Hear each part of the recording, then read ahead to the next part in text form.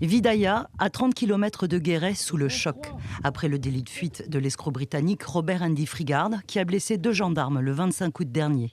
Dans cette commune de 155 habitants, c'est un climat quelque peu anxiogène qui s'est installé. J'ai peur voilà, de ce qui se passe chez nous, pour mes petits-enfants, pour tout le monde. Voilà. Moi, pour me choquer, il faut m'en mettre plus que ça. Mais enfin, il y a quelque chose qui n'est pas normal. Et ça fait 2-3 ans que la commune le savait. La dame, quand elle sortait les chiens, c'est vrai que aussitôt qu'elle me voyait, elle fuyait, quoi. C'est vrai que...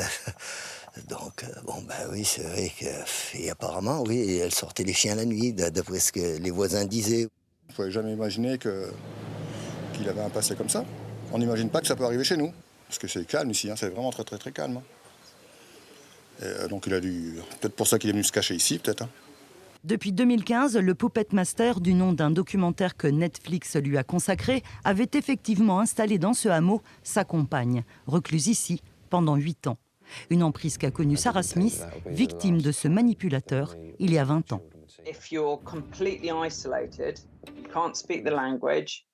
Si vous êtes complètement isolé, vous ne parlez pas la langue, vous ne quittez pas la maison, vous n'avez personne à qui parler.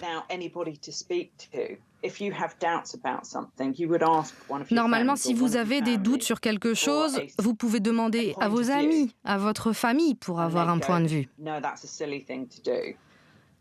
Lui, il isole les gens pour qu'ils ne soient plus capables de faire cela. D'importants moyens de recherche sont actuellement déployés afin de retrouver le fugitif dont on ignore les intentions.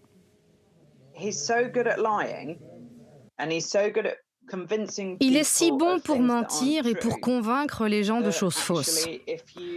Si vous ne prenez pas sa menace sérieusement, vous le sous-estimez.